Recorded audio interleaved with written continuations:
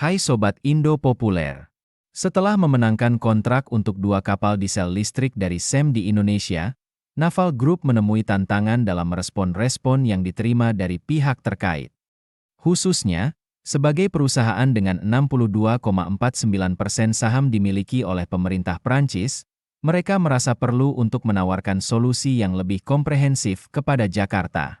Salah satu tawaran yang mereka ajukan adalah fregat FDI, fregat pertahanan dan intervensi. Fregat FDI ini menawarkan kemampuan yang sangat canggih, termasuk dilengkapi dengan sistem peluncuran rudal Aster 30 yang dapat dioperasikan melalui Vertical Launch System, VLS, Silver A50 dengan 16 sel. Selain itu, fregat kelas Amiralonah dilengkapi dengan 2 server untuk mengelola subsistem perang yang kompleks. Tawaran ini tidak hanya sekadar produk dari Naval Group, tetapi juga mewakili evolusi dari sistem yang sebelumnya tidak lagi diproduksi oleh produsen kapal selam nuklir yang terkait. Keputusan untuk mengusulkan FDI menunjukkan komitmen Naval Group dalam memenuhi kebutuhan pertahanan laut Indonesia dengan teknologi terkini dan solusi yang dapat diandalkan. Selain meningkatkan kemampuan pertahanan, hal ini juga mencerminkan upaya untuk membangun hubungan jangka panjang dengan pemerintah Indonesia dalam sektor pertahanan dan teknologi maritim. Tentu saja, Naval Group tidak bisa menganggap remeh dalam menawarkan kapal perang berukuran besar dengan panjang 122,25 meter dan lebar 18 meter.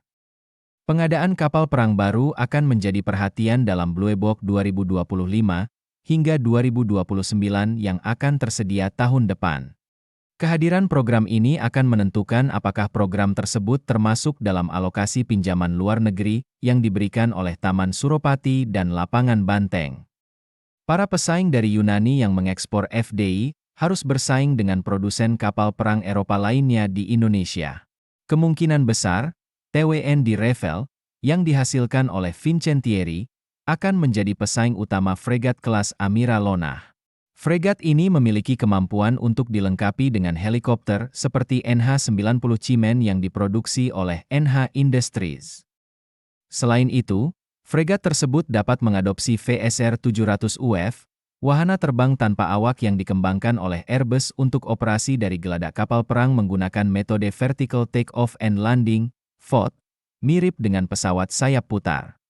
VSR 700 UF adalah bagian integral dari paket akuisisi FDI, yang akan menjadi pilihan yang menarik bagi Jakarta jika memutuskan untuk memberikan kontrak kepada Naval Group.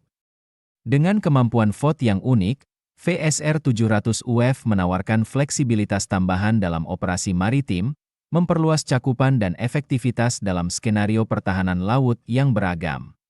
Helikopter ini memiliki spesifikasi yang memadai untuk berbagai misi udara.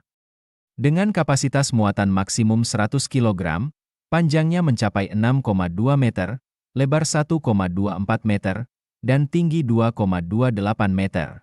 Mesin diesel Tieler Centurion 2.0 dengan kekuatan 116 kW memastikan helikopter ini dapat beroperasi secara efisien. Helikopter ini dirancang untuk mencapai kecepatan jelajah hingga 220 km per jam, dengan daya tahan lebih dari 10 jam atau lebih dari 8 jam pada jarak 100 nautical miles dari kapal. Dengan berat lepas landas maksimum 700 kg dan kapasitas bahan bakar 185 liter, helikopter ini dapat menangani berbagai misi dari transportasi ringan hingga pengawasan udara. Dilengkapi dengan rotor utama berdiameter 7,2 meter, helikopter ini juga memiliki langit-langit layanan yang mencapai 6.000 meter, memungkinkannya untuk beroperasi di ketinggian yang tinggi jika diperlukan. Kombinasi antara dimensi yang kompak, performa yang tangguh, dan kemampuan untuk membawa muatan yang signifikan membuat helikopter ini menjadi pilihan yang ideal untuk berbagai aplikasi misi udara yang membutuhkan kecepatan, daya tahan, dan kelincahan di udara. Pada bulan Mei 2024, Perancis mengajukan tawaran yang sangat komprehensif kepada Indonesia dengan memperkenalkan fregat FDI dalam konfigurasi multimisi penuh. Tawaran ini tidak hanya menawarkan potensi untuk manufaktur lokal, tetapi juga inklusi teknologi dan senjata canggih yang dapat disesuaikan dengan kebutuhan pertahanan laut Indonesia. Salah satu komponen utama dari tawaran ini adalah kemungkinan untuk penyertaan rudal Aster 1530, sistem manajemen tempur SETIS, radar AESA, serta jaminan kebebasan dari pembatasan ITAR, International Traffic in Arms Regulations. Masa konstruksi yang ditawarkan adalah selama 36 bulan. FDI yang ditawarkan dapat dilengkapi dengan berbagai jaringan taktikal data link seperti Link 11, Link 16, Link 22, dan Link Y, sesuai dengan kebutuhan Indonesia dalam memperkuat sistem komunikasi dan integrasi data militer. Saat presentasi kepada pihak Indonesia, salah satu slide menampilkan varian Belhara yang dilengkapi dengan 32 sel silver untuk rudal Aster 15/30, Ciwus, Close-in Weapon System, meriam 76 mm, dan 8 rudal MM40 Blok 3 Exocet. Tawaran ini juga mencakup program pendidikan dan pelatihan menyeluruh bagi personel TNI AL yang akan mengoperasikan kapal-kapal tersebut, memastikan bahwa mereka memiliki keterampilan dan pengetahuan yang diperlukan. Sebagai bagian dari tawaran ini, FDI awal untuk Indonesia dapat dibangun di Prancis dalam waktu 36 bulan. Namun, yang lebih menarik, Prancis juga mempertimbangkan konsep produksi lokal sepenuhnya, serupa dengan pendekatan yang sukses dengan proyek Scorpene Evolved. Hal ini mencerminkan komitmen Prancis untuk tidak hanya menjual produknya, tetapi juga membangun kapasitas manufaktur dan industri pertahanan lokal di Indonesia melalui kemitraan yang kuat dengan PT PAL Indonesia. Dari tanggal 20 hingga 24 Mei, fregat kelas Frame Aquitaine Angkatan Laut Prancis, FS Bretagne, D655, menjalani kunjungan pelabuhan ke Pelabuhan Tanjung Priok, Jakarta Utara, Indonesia, sebagai bagian dari penempatannya di wilayah Indo-Pasifik. Kunjungan ini merupakan momen penting dalam hubungan bilateral antara Indonesia dan Prancis, menyoroti perkembangan kemitraan strategis di bidang pertahanan. Pada tanggal 22 Mei, FS Bretagne menjadi tuan rumah untuk puluhan pejabat pertahanan Indonesia, akademisi, jurnalis, dan pemangku kepentingan lainnya, termasuk perwakilan dari beberapa perusahaan pertahanan Indonesia.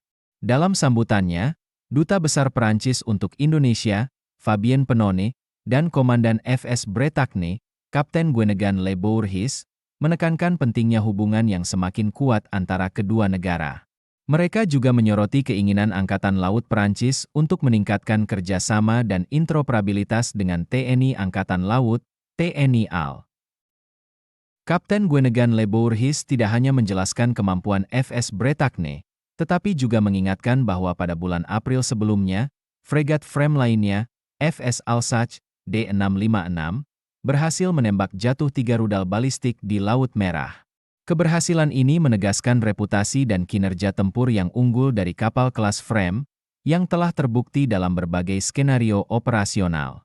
Kunjungan FS Bretagne ke Indonesia bukan hanya sebagai demonstrasi kekuatan militer Perancis, tetapi juga sebagai kesempatan untuk memperkuat hubungan bilateral melalui pertukaran pengetahuan, pengalaman, dan teknologi dalam bidang pertahanan.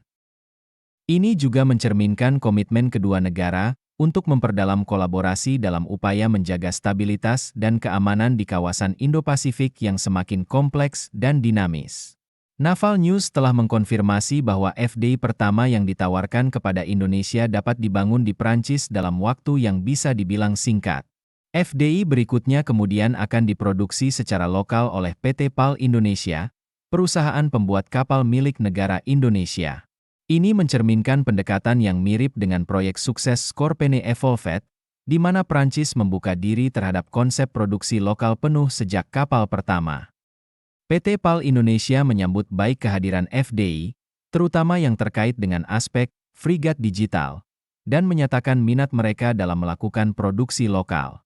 Ini menciptakan peluang signifikan untuk mengembangkan kapasitas industri pertahanan di Indonesia dan memperluas kerjasama bilateral antara kedua negara dalam sektor maritim. Selain itu, program pendidikan dan pelatihan komprehensif telah diusulkan untuk personel TNI AL yang akan bertanggung jawab mengoperasikan kapal-kapal tersebut. Ini tidak hanya akan memastikan bahwa personel terlatih dengan baik untuk mengoperasikan teknologi canggih di FDI, tetapi juga memperkuat kapasitas operasional TNI AL secara keseluruhan. Dalam hal pemeliharaan, FDI akan dilengkapi dengan sistem pemeliharaan prediktif terintegrasi. Sistem ini dirancang untuk mendeteksi dan mengantisipasi potensi masalah teknis sebelum mereka menjadi kritis, meningkatkan kesiapan dan ketersediaan kapal untuk misi operasional jangka panjang. FDI juga didesain dengan ketahanan operasional hingga 45 hari dan ketersediaan teknis hingga 300 hari per tahun, menjamin kapabilitas berkelanjutan dalam mendukung kebutuhan pertahanan laut Indonesia. Dengan umur operasional yang dapat melebihi 30 tahun, FDI menjanjikan investasi jangka panjang yang signifikan bagi Indonesia dalam memperkuat pertahanan maritimnya. Ini juga mencerminkan komitmen Prancis untuk mendukung modernisasi dan pengembangan kapasitas Angkatan Laut Indonesia melalui teknologi terbaru dan transfer pengetahuan yang substansial.